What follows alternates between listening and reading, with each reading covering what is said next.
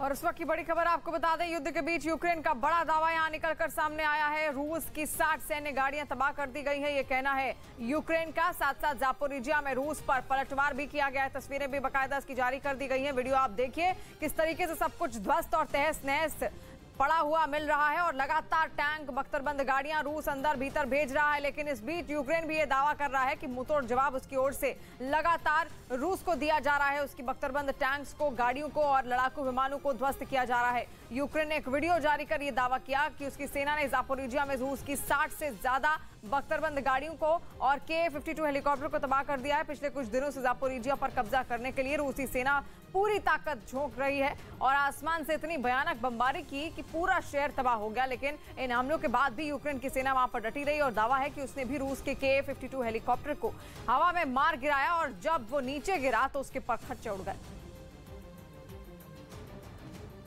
रूस से जारी जंग के बीच एक अमेरिकी पिता यूक्रेन के मारियुपोल शहर में फंसे अपने 2 साल के बेटे को निकालने के लिए परेशान हैं। बताया गया कि 2 हफ्ते पहले उनका संपर्क परिवार से टूट गया, जिसके बाद अब तक उनकी कोई खबर नहीं मिल सकी। क्योंकि पिछले कई दिनों से रूसी बमबारी में मारियुपोल शहर तबाह हो चुका है।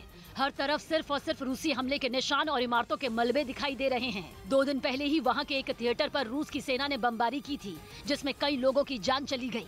इसी वजह से अमेरिका में रहने वाले सेजोर किंताना नाम का ये शख्स परेशान है, क्योंकि मारियुपोल शहर में ही उनका परिवार था।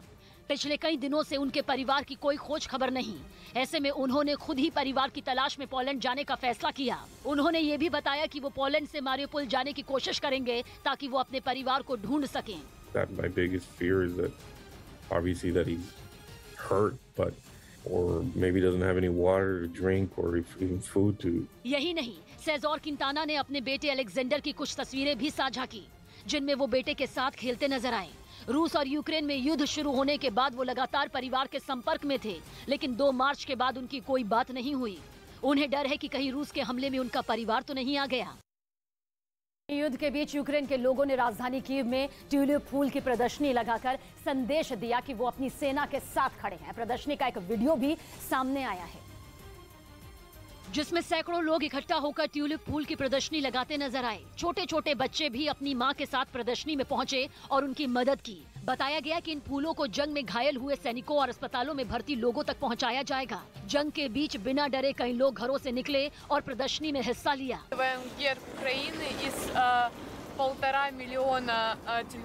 लगभग 15 लाख फूलों के जरिए एक हथियार नुमा आकार की प्रदर्शनी बनाई गई। खबर है कि लोगों ने एक साथ रूसी सेना को ये संदेश दिया कि वो किसी से नहीं डरने वाले।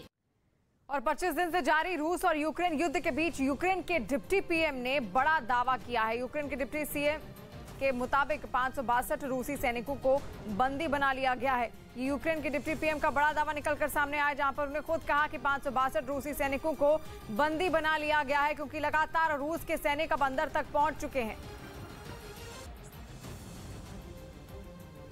यूक्रेन में कहर बरपाते रूस को अमेरिका ने आड़े हाथों ले लिया। वहां मेक्सिको सीमा पर रूस से दाखिल होने वाले शरणार्थियों को अमेरिका ने रोक दिया, जिससे वहां भीड़ जमा हो गई। और फिर कटीले तारों से सुरक्षित मेक्सिको की सीमा के एक तरफ लोगों का हुजूम जुट गया। सड़कों को लोगों ने पनाहगाह बना लिया और उसी के किनारे बिस्तर बिछाकर अपने बच्चों को आसरा दिया। लोगों ने आरोप लगाया कि वहां मौजूद अधिकारियों का रवैया उनके दस्तावेज चेक करते ही बदल गया।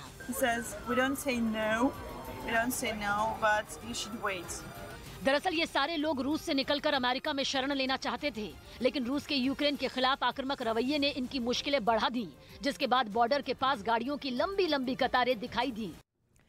और इस वक्त की बड़ी खबर आ रही है, रूस और यूक्रेन के बीच युद्ध का आज 25वां दिन हो चला है। रूस और यूक्रेन की सेना के बीच कई इलाकों में भीषण जंग लगातार जारी है। इस बीच यूक्रेन की सेना की ओर से एक वीडियो जारी किया गया है, जिसमें रूस के टैंक को यूक्रेनी सेना ने जावलिन मिसाइल से उड़ा दिया है। वीडियो में यूक्रेन के 3 सैनिक दिखाई दे रहे हैं और कुछ दूरी पर उन्होंने एक रूसी टैंक को निशाना बनाकर मिसाइल से हमला किया, जिसके बाद रूसी टैंक के परखच्चे उड़ गए।